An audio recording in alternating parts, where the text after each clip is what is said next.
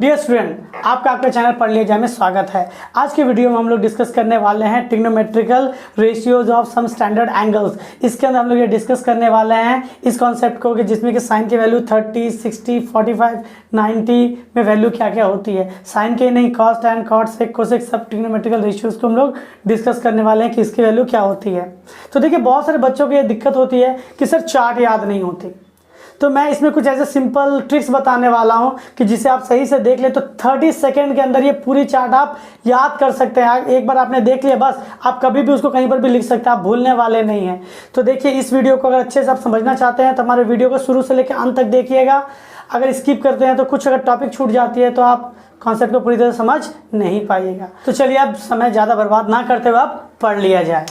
Dear student, जैसा कि आप देख सकते हैं मैंने चार्ट ऑलरेडी बना दिया है। देखिए, ट्रिग्नोमेट्रिकल रेशियोज कौन है? साइन, कॉस, टैन, कॉट, सेक, कोसेक, मैंने थीटा दे दिया जो कि एंगल की वैल्यू होती है 0 डिग्री या फिर कहा जाए 0, 30 डिग्री या फिर कहा जाए π/6, 45 डिग्री अर्थात π/4, 60 डिग्री कहा जाए या फिर π/3, 90 डिग्री कहा जाए या π/2। इसमें आप क्या देख पा रहे हैं? देखिए, बहुत बार क्या होता है 30 डिग्री ना लिख के π/3 लिख दिया जाएगा, साइन π/6 लिख दिया जाता है। 45 डिग्री ना लिख के आपको लिखा जाएगा साइन 45 लिखा जाएगा, या फिर साइन π/4 लिख दिया जाता है क्वेश्चन को जस्ट थोड़ा ट्रिकी बनाने के लिए। तो उसे डरना नहीं है, आपको सब बता दिया कि वैल्यू। देखिए, साइन 0 इसका मतलब क्या होता है मैं समझाता हूँ। इसका मतलब है साइन और थीटा की जगह पे आप 0 डाल दें, साइन 0 = 0। देखिए, साइन का टॉपिक है, ये 30 है, ये हो गया साइन 30 डिग्री कितना हो गया 1/2।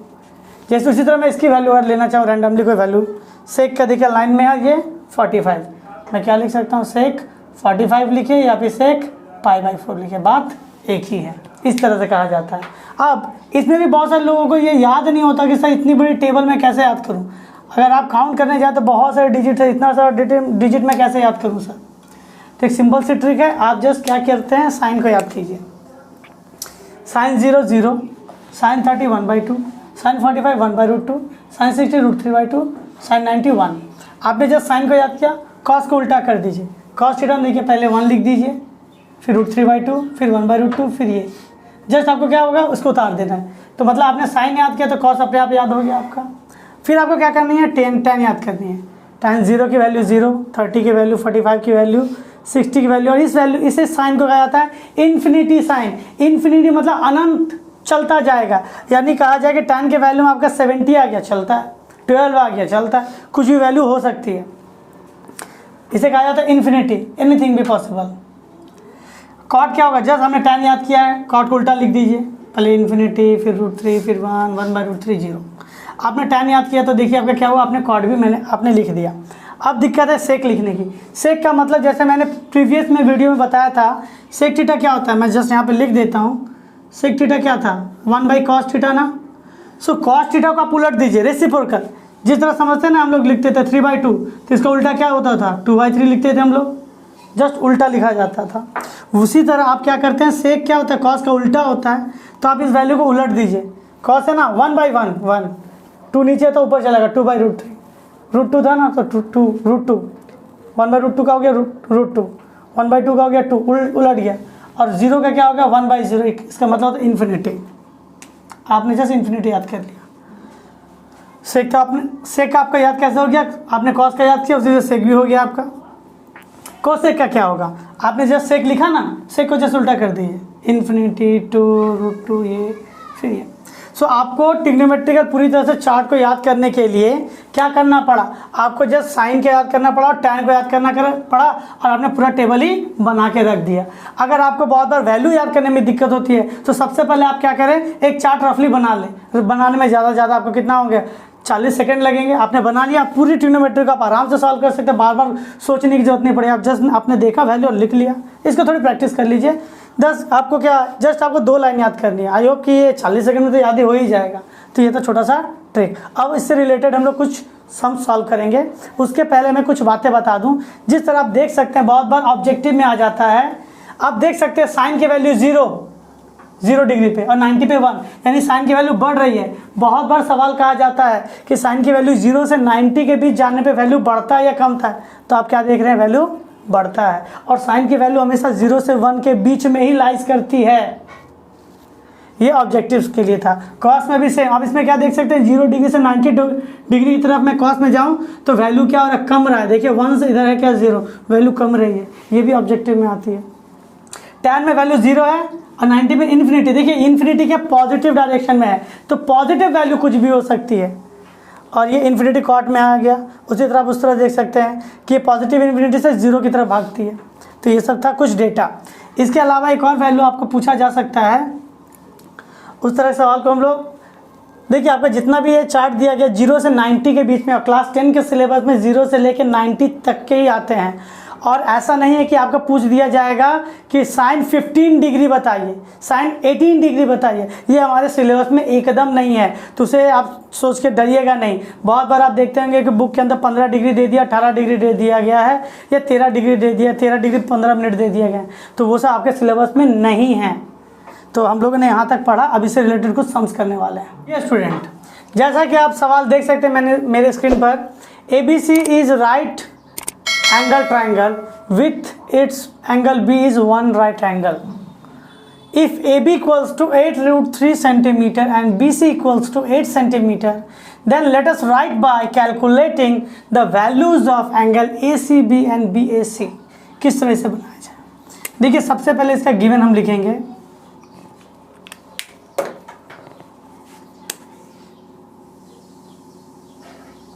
क्या कहा गया है, ABC एक राइट एंगल ट्राइंगल है।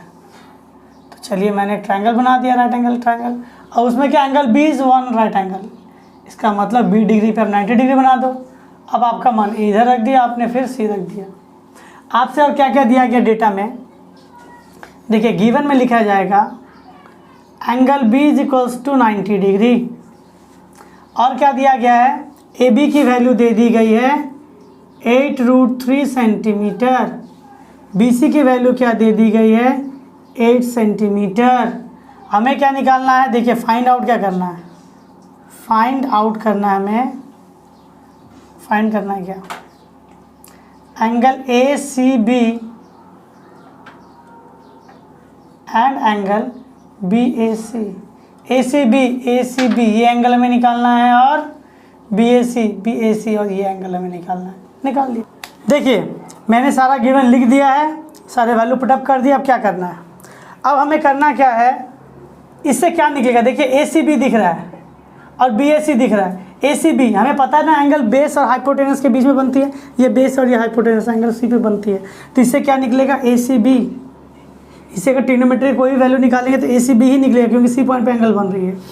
सो मैं क्या लिखना चाहता हूँ, मुझे परपेंडिकुलर पता है, बेस पता है, और हमने पढ़ा है ऑलरेडी PBP HHB, ये प्रीवियस क्लासेस के डेटा है, आप देख सकते हो वहाँ पे। तो perpendicular by base sine cos tan. So हम लोग क्या लिखते हैं, टैन क्या C पॉइंट पे एंगल बन रहा है ना, तो tan ACB is equal to, perpendicular के जगह पे लिखते हैं क्या, परपेंडिकुलर बाय बेस, परपेंडिकुलर के जगह पे लिखेंगे क्या AB, बेस के जगह पे लिखेंगे BC, AB की जगह वैल्यू क्या लिखेंगे 8√3, BC की जगह वैल्यू क्या लिखेंगे 8, वैल्यू कट गई, क्या बची √3।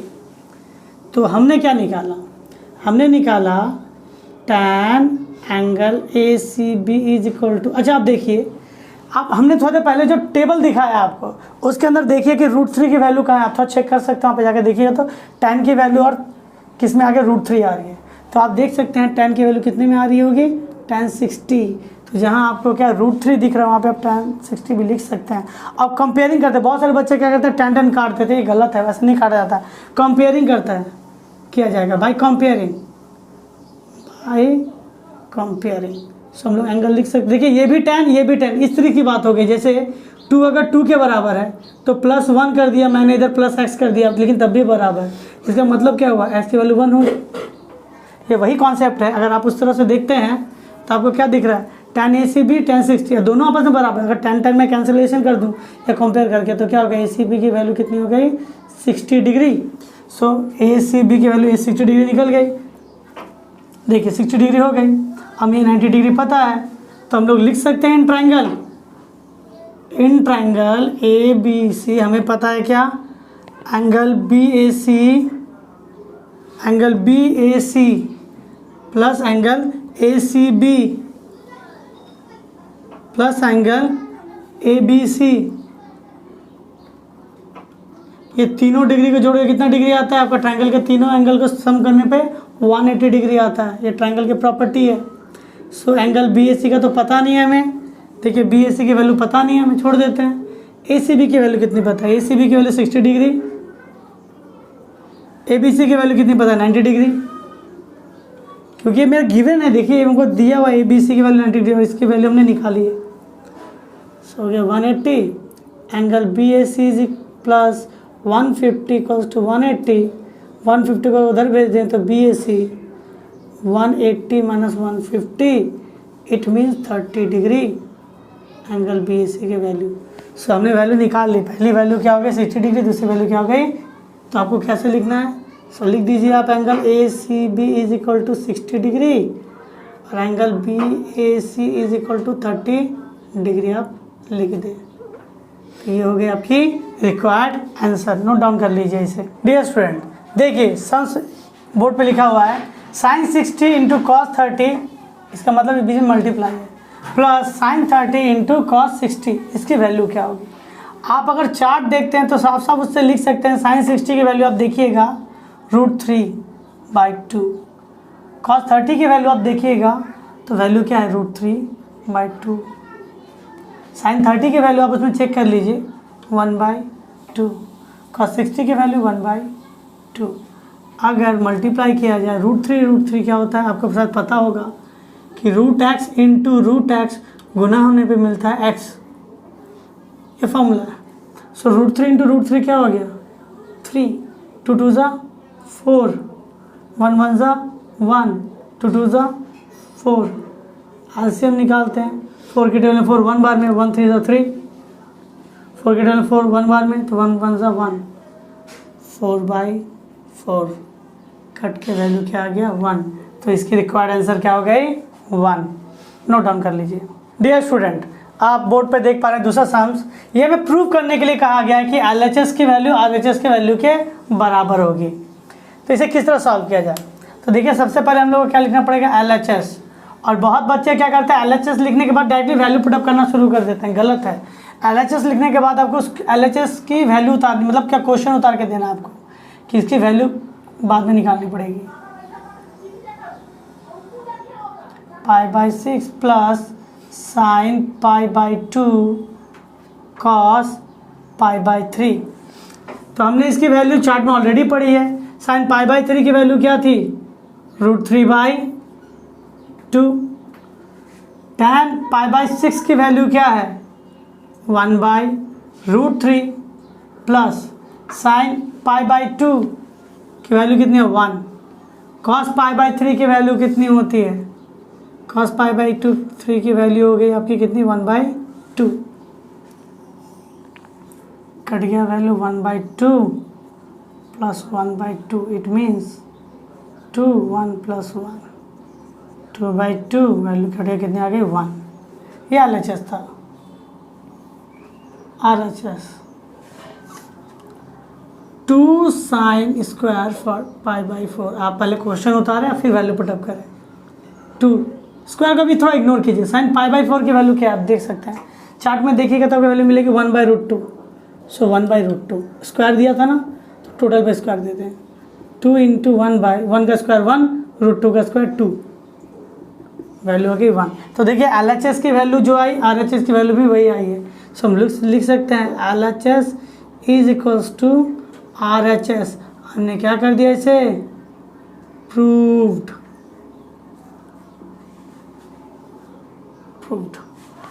देखिए स्टूडेंट्स, एक और क्वेश्चन स्क्रीन पे दिया हुआ आप देख सकते हैं, इसे सॉल्व करते हैं। आप भी इसे बनाने की कोशिश करें, उसके बाद इस पर चेक कर लीजिए कि इसका आंसर मेरे आंसर से मैच कर रहा है कि नहीं आपका। देखिए 5 कॉस स्क्वायर 60, कॉस 60 की वैल्यू क्या थी? 1/2। उसके बाद स्क्वायर हम लोग डाल देंगे। 4 सेक 30 की वैल्यू क्या होती है? देखिए कॉस 30 की जो वैल्यू होगी जस्ट ऑपोजिट। कॉस 30 की वैल्यू क्या थी? √3/2, ऑपोजिट कर देंगे 2/√3 square minus tan 45 1 square sine square 30, sine 30 के स्क्वायर cos 30 का स्क्वायर 5 इंटू 1/4 प्लस 4 इंटू 2 का स्क्वायर 4 √3 का स्क्वायर 3 माइनस 1 का स्क्वायर 1 2 का स्क्वायर 4 प्लस √3 का स्क्वायर 3/4। अगर मैं इसको सॉल्व करने आ जाऊँ अभी तो क्या देखिए मिलेगा 5/4 प्लस 16/3 माइनस 1 बाई, अगर इसकी मैं एलसीएम निकाल लूँ 4 1 प्लस 3। सो देखिए आगे इसको सॉल्व करने पे क्या मिल रहा है। अब इसको भी मैं सॉल्व करने वाला हूँ। इसका एलसीएम अगर निकाल लूँ तो क्या आएगा, देखिए 4 है और 3 है तो एलसीएम आती है 12। 4 के टेबल में 12 3 बार में आता है तो 3 से ऊपर गुना कर देंगे 5 इंटू 3 प्लस 3 के टेबल में 12 4 बार में आता है 4 16 को गुना कर देंगे माइनस 1 के नीचे कुछ नहीं है तो 1 होगा। 1 के टेबल में 12 बार में आता है 12 1 से 12। देखिए 4/4 कट के क्या हो गया 1। सो अभी नीचे लिखने की ज़रूरत नहीं है। सो हो गया 15 प्लस 64 माइनस 12/12। अगर मैं जोड़ दूँ तो हो गया 9 7 माइनस 12/12 7 6/12 5 होल नंबर 7/12। ये हमारा होगा रिक्वायर्ड आंसर। देखिए नोट डाउन कर, आपका आंसर के साथ ये मैच कर रहा है कि नहीं आप इसे एक बार देख लीजिए। डियर स्टूडेंट देखिए एक और क्वेश्चन हमारे स्क्रीन पे है। सो सबसे पहले उसे बनाते हैं। क्या होता है x sin 45 degree into cos 45 degree into tan 60 degree is equals to tan square 45 minus cos 60 minus है ये। देखिए आप जस्ट वैल्यू पुटअप कीजिए दोनों साइड, उसके बाद सॉल्व करके x की वैल्यू निकालिए। आप खुद से ट्राई कीजिए, उसके बाद मेरे वैल्यू से आप मैच करा लीजिए कि देखिए आपका आंसर राइट है या रॉन्ग है। देखिए sin 45 की value 1/√2 cos 45 1/√2 tan 60 √3 tan square 45 1 का स्क्वायर cos 60 1/2। सो वैल्यू क्या हो जाएगा, इसके नीचे कुछ नहीं तो 1 होगा तो हो जाएगा √3 √2 क्या हो जाएगा 2 1 का स्क्वायर 1 माइनस 1/2 x √3/2 2 तो 2 माइनस 1 इसके नीचे कुछ नहीं तो 1 होगा। आप उसी हिसाब से इसका एलसीएम कीजिए 2 आएगा value. So x into √3/2 is equals to 1/2। अब मैं इसे क्रॉस मल्टीप्लाई करते हैं इस 2 के नीचे से ऊपर इस √2 के नीचे। सो x की वैल्यू क्या हो जाएगी 1 इंटू 2 इंटू √3। सो x की वैल्यू होगी 1/√3। It is our required answer. तो क्या ये वैल्यू आपका भी आया था? अगर आया था तो आप लोग अच्छे प्रोग्रेस कर रहे हैं और सही जा रहे हैं। Keep it up. अब इसे नोट डाउन कर लीजिए। डियर स्टूडेंट एक और क्वेश्चन में बोर्ड पे लिया है। If tan a plus b equals to √3 and tan a minus b equals to 1/√3 और यहाँ पे कुछ कंडीशंस दे दी गई है। क्या कंडीशन दिया गया है कि a और b की वैल्यू अगर जोड़ के जो a प्लस बी की वैल्यू होगी वो 0 से बड़ी होगी, लेकिन 90 डिग्री से छोटी भी हो सकती है या फिर उसके बराबर हो सकती है, उससे बड़ी नहीं हो सकती, और a की वैल्यू b की वैल्यू से ज़्यादा है। देखिए इसे इस जगह से लेके इस जगह तक आपको देख कर डरने की बात नहीं है। आपको जस्ट इस वैल्यू को सॉल्व करना है, उसके बाद ये लास्ट में आपको चेक करवाना है कि इससे मैच कर रहा है कि नहीं आपकी वैल्यू, तभी ये इस कंडीशन के हिसाब से a और b की वैल्यू होगी। तो आपको यहाँ से यहाँ तक देखना नहीं है, जस्ट इस डेटा के हिसाब से आप इसे सॉल्व करके a और b की वैल्यू निकालिए। देखिए हम लिखते हैं सॉल्यूशन। देखिए हमें क्या दिया गया है, tan a plus b is equals to √3 दी गई है। अगर आप टेबल के हिसाब से देखें तो tan के टेबल में √3 की वैल्यू कितने बार में आती है, tan a plus b tan 60 degree, आप देख पा रहे होंगे। अब लिख सकते हैं by comparing a plus b की वैल्यू क्या होगी, 60 डिग्री के बराबर होगी। मैं इसे मान लेता हूँ इक्वेशन 1। अगेन देखिए क्या लिखेंगे, tan a minus b is equals to 1/√3। इस जगह पे लिखा क्या जाएगा टेबल के हिसाब से अगर देखें तो tan के टेबल में 1/√3 tan 30 डिग्री में आती थी। सो बाय कंपेयरिंग यहाँ पे क्या लिखेंगे, by comparing tan tan cancel, बच जाएगा क्या, a minus b to 30 degree. इसे इक्वेशन 2 मानेंगे। देखिए आपका पहला कंडीशन a प्लस बी की वैल्यू 0 और 90 के बीच में थी ना, देखिए सेटिस्फाई हो गया कंडीशन, यानी हम लोग सही रास्ते पे जा रहे हैं। अब सॉल्व करना है, अब हम लोग इसे साइमल्टेनियस इक्वेशन से सॉल्व कर लेंगे बाय इक्वेशन 1 एंड 2। तो देखिए 1 एंड 2 में a प्लस बी की वैल्यू क्या हो गई है 60, a माइनस बी की वैल्यू क्या हो गई है 30, एडिंग बाय एडिंग करेंगे तो साइन चेंज नहीं होता, कट गया बी क्या हो गया a plus A 2a, 60 30 90, a की वैल्यू मल्टीप्लाई अगर उधर जाने पे क्या हो जाएगा डिवाइड में 45, a की वैल्यू क्या हो गई 45 डिग्री हो गई। ठीक है, अब a की वैल्यू जब निकल गई है तो आप किसी में ही पुटअप कीजिए, इक्वेशन 1 में पुटअप कीजिए, b की वैल्यू निकल जाएगी। तो क्या लिखेंगे, putting the value of a in equation 1।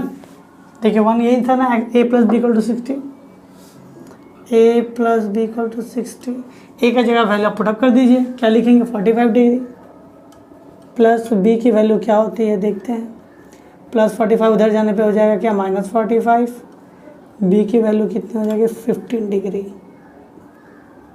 सो हमने यहाँ पे क्या निकाला, वैल्यू a की वैल्यू कितनी निकल गई 45 डिग्री, b की वैल्यू क्या है 15 डिग्री। देखिए a प्लस बी 0 90 के बीच में था, ठीक है, a की वैल्यू बड़ी है b की वैल्यू छोटी है, a की वैल्यू बड़ी है b की वैल्यू छोटी है, सेटिस्फाई कर दिया कंडीशन में, ये हो गया रिक्वायर्ड आंसर। जस्ट आपको बनाते जाना है और लास्ट में देखिए आपका आंसर मैच कर जाएगा। तो ये हो गया हमारा रिक्वायर्ड आंसर, आप इसे नोट डाउन कर लीजिए। डियर स्टूडेंट, एक और क्वेश्चन आप बोर्ड पे देख पा रहे होंगे, let us determine the value और values of theta for which theta का कंडीशन क्या दे दी गई है कि ये 0 डिग्री के बराबर या तो बड़ा है, 90 डिग्री से छोटा या तो उसके बराबर है। हाँ, for which 2 cos square theta minus 3 cos theta plus 1 equals to 0 will be true. यानी कहा गया है कि थीटा के किस वैल्यू के कारण ये इक्वेशन राइट होगा या करेक्ट होगा। सो देखिए इसे बनाते हैं कैसे, solution 2 cos square theta 3 cos theta plus 1 is equals to 0। अगर हम लोग इसे क्या मिडिल टर्म में तोड़ सकते हैं, सो चलिए 2 cos square theta minus cos theta plus 1, देखिए मल्टीप्लाई करने पे 2 आना चाहिए लेकिन प्लस माइनस करने पे 3, सो 2 प्लस 1, देखिए प्लस करने पे 3 आ रहा है, मल्टीप्लाई करने पे देखिए 2 ही आएगा, 2 1 2, so 2 cos square theta minus 2 cos theta plus minus cos theta plus 1 equals to 0। देखिए 2 cos थीटा निकलेगा, सो हो जाएगा cos थीटा माइनस 1, इससे दोनों से कुछ कॉमन नहीं निकल पा रहा इसलिए मैंने माइनस 1 निकाला। तो देखिए माइनस कॉमन निकलने के बाद अंदर का सारा साइन बदल जाता है, तो ये माइनस है तो हो जाएगा प्लस है तो हो जाएगा माइनस, cos थीटा माइनस 1 इसके पास भी कॉमन निकाल लेते हैं, cos थीटा माइनस 1 कॉमन निकालने के बाद इधर हो गया 2 cos theta minus 1 is equals to 0। अब दो चीज़ों का मल्टीप्लाई कब 0 हो सकता है, या तो ये 0 या तो वो 0। सो हम लोग यहाँ पे लिख देंगे either cos theta minus 1 equals to 0, और क्या हो सकता है, और 2 cos theta minus 1 equal to 0, या तो ये 0 के बराबर होगा या तो ये 0 के बराबर होगा। अब माइनस 1 को उधर भेजने पे क्या हो जाता है प्लस 1, cos थीटा में 1 कब आता है, cos 0 डिग्री। बाय कंपेयर करते हैं,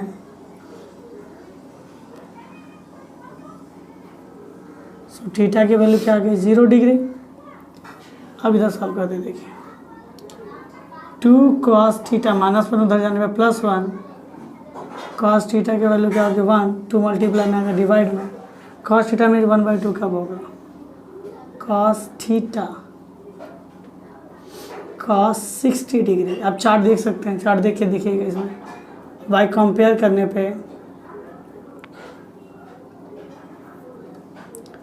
थीटा की वैल्यू क्या हो गई 60 डिग्री। सो हमें क्या निकालने के लिए आ गया, for which value of theta. देखिए थीटा की वैल्यू 0 डिग्री के बराबर भी है, यानी इसको सेटिस्फाई कर रहा है, 60 डिग्री जो 0 और 90 के बीच में भी है। सो हम लिख सकते हैं जी थीटा की वैल्यू 0 डिग्री और 60 डिग्री, इन दोनों ही कंडीशन पे क्या होगा, ये कंडीशन इस इक्वेशन को सेटिस्फाई करेगा। तो ये हो गया हमारा रिक्वायर्ड आंसर। अब इसे नोट डाउन कर लीजिए। डियर स्टूडेंट, आज के वीडियो में हम लोगों ने trigonometrical ratios of standard angles को पूरी तरह से कंप्लीट कर लिया है। इसके अंदर इसका बेसिक इंट्रोडक्शन, बहुत सारे ट्रिक्स दे दिए गए जिससे आप इस टेबल को बहुत आसानी से याद कर लेंगे 40 सेकंड के अंदर।